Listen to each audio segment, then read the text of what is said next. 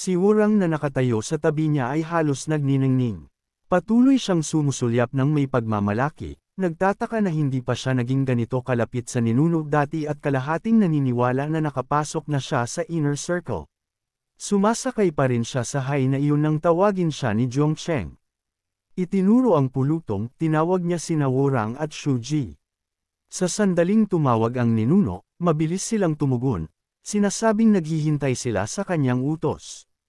Agad na tumigas ang mukha ni Zhongcheng, ang kanyang mga mata ay tumatakbo ng may nakamamatay na kislap habang sinabi niya sa kanila na tumingin sa ibaba at tamaan ang mga taong iyon ng kanilang pinakamalakas na mga teknik. Buong lakas, walang pigilan. Parehong natigilan sina Wurang at Shuji. Kumurap sila, nabigla, bumubulalas sa hindi paniniwala at sinusubukan nilang tingnan kung nagkamali sila ng dinig. Mabilis na kumonti ang pasensya ni Zhongcheng. Kinuskos niya ang kanyang balbas ng may masamang tingin, pagkatapos ay umungol sa pagitan ng nakakuyom ng ngipin na kung naiintindihan nila ang pananalita ng tao, dapat ay nagkakast na sila. Idineklara niya na gusto niyang makita kung gaano kalayo ang inabot ng kanilang pagsasanay. Mabilis na nakakuha si Shuji. Siniko niya si Wurang. Tinawag siyang tanga at sinabing sinusubukan ng ninuno kung gaano kalakas ang kanilang mga sect, nagpaplanong harangan ang kanilang full force assault ng isang daliri o dalawa. Lumiwanag si Wurang sa tawa, inaamin na mabagal lang siya at hindi nakuha ang brilyanteng ideya ng ninuno. Sa iyon, nagiging seryoso sila. Mga espada sa kamay, naglabas sila ng isang pinag-isang sigaw at inilunsad ang kanilang mga divine abilities. Bago pa man sumalanta, naghagis pa si Wurang ng isang malakas na sigaw, inuulit ang utos ng ninuno na ang lahat ay dapat tumama ng buong lakas. Sa ibaba, wala pa ring ideya ang pulutong kung ano ang nangyayari. Tumingin sila sa itaas, nalilito, bumubulong sa isa't isa tungkol sa kung ano ang ginagawa ng mga taong iyon. Sa puntong iyon, nahulog na ang talam ni Wurang. Ang mga pangalan ng atake ay umalangaw-ngaw. Hidden Mist Sword Technique, Bright River Sword Technique, Cloudy Young Heaven Striking Void. Sa sandaling natapos silang sumigaw, ang liwanag ng espada ay pamunit mula sa langit. At hindi pa tapos magpakita si Wurang, iniisip na hindi nanunood ang ninuno. Sumingit siya ng mga dagdag na pag-indayog, sumisigaw ng Hidden Mist Sword Technique ng 2 beses pa upang magdagdag ng ilang dagdag na tama. Isang tao sa ibaba, na nanunood sa kaguluhan, ang hindi maiwasang magtanong kung may hinanakit ba si Bean Sprout. Ang alon ng marahas na kapangyarihan na bumabagsak mula sa itaas ay nagpahila pa kay Zhongcheng. Sumigaw siya at nagkakalat palabas ng daan. Ang mga tao sa lupa ay hindi man lang nakuha kung ano ang tumama sa kanila. Sa sandaling nagsimulang sumabog ang mga ninuno, sumabog ang panik sa buong plaza.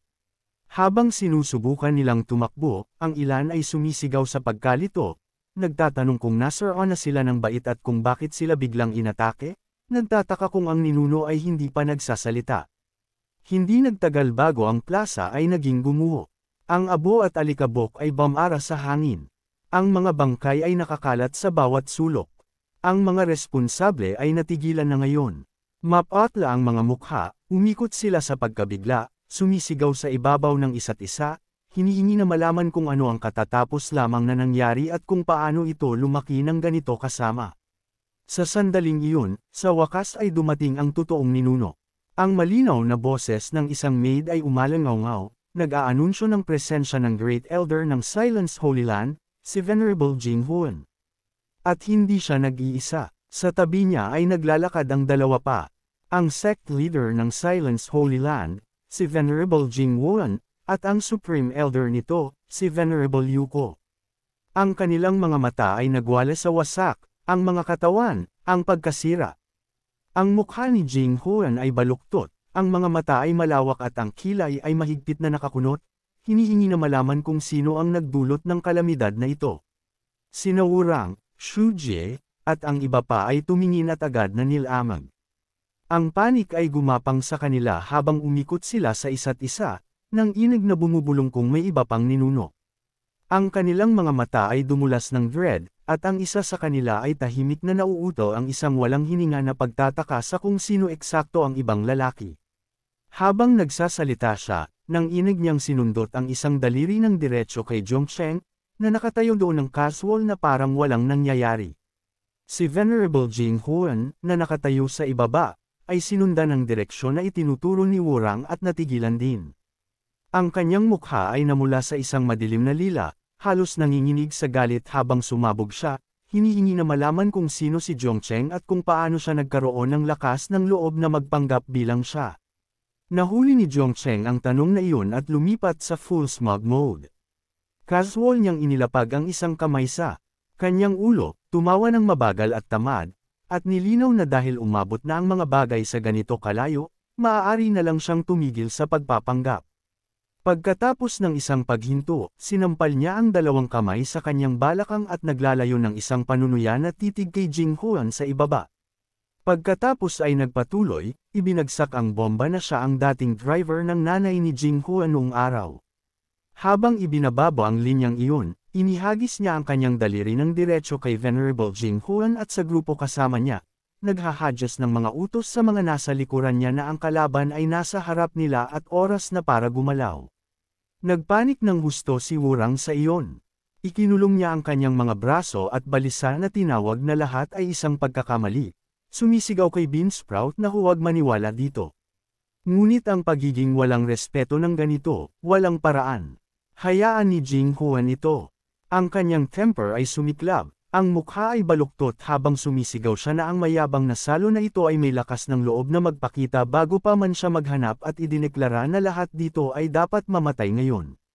Sa Clear Heart Holy Land na susunod sa listahan, kung hindi niya silang durugan lahat, naisip niya na hindi na siya binibilang na tao. Nakita ang kanilang sariling ninuno na malapit ng sumiklab, nag-freak out sina Wurang at ang iba pa. Iwinagayway nila ang kanilang mga braso na parang nabaliw at nagmakaawa sa kanya na kumalma, sumisigaw na sila ay nilinlang.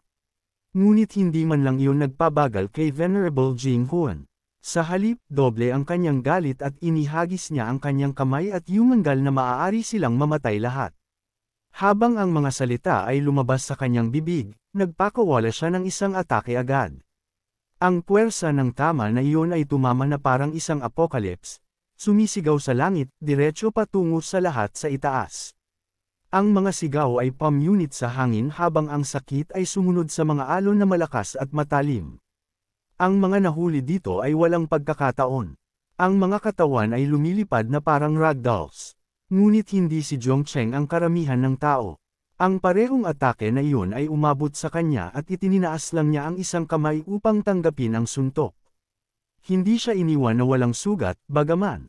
Dugo ang tumutulo mula sa kanyang bibig habang tumama ang tama. Nakatitig siya ng malamig kay Jing Huan, dumura ng dugo ng may pang-aalipusta, at binalik na ang cultivation ng matandang tanga ay mas mataas. Ngunit hindi man lang siya matapos, na matapat na nagpapatunay na ang buong bagay ay kaawa-awa. Kahit si Venerable Jing Huan ay hindi maiwasang balutin ang kanyang ulo sa kung ano ang nakikita niya. Ang kanyang panga ay nakabitin habang sinusubukan niyang prosesuhin kung paano ang lalaking ito ay kumukuha ng isang full force attack at humihinga pa rin. Nahuli ni Zhongcheng ang reaksyon at naglabas ng isang nagyelo na tawa. Isang bit mamaya, itininaas niya ang kanyang espada, nagbigay ito ng isang walis, at tinawag ang pangalan ng Lunar Sky Sword Technique.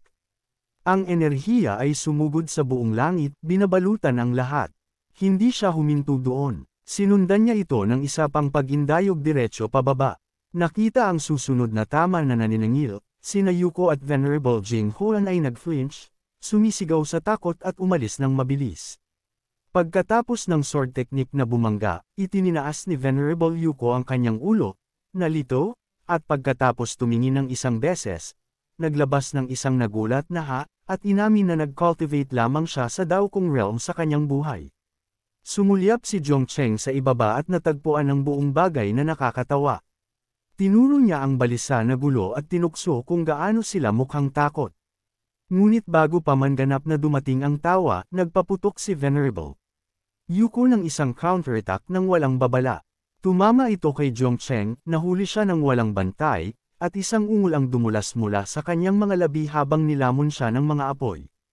Iyon na, tapos na si Zhongcheng. Ang kanyang kaluluwa ay umangat pataas, naglalabas ng isang mahina na tawa na nakuha niya iyon, at sa pagkawasak ng maliliit na piraso, iniligtas ang matandang lalaki mula sa dagdag na sakit. Nang maubos na si Zhongcheng, tumayo sina Venerable Jing Huan at ang iba pa sa katahimikan. Tiningnan ni Jing Huan ang mga abo at bamulong na kung ang lalaking ito ay mayroon lamang lakas ng Dao Kung Realm, marahil hindi siya ang matandang demonyo na si Qingsu pagkatapos ng lahat. Marahil ang Blue Spirit Demon sa halip.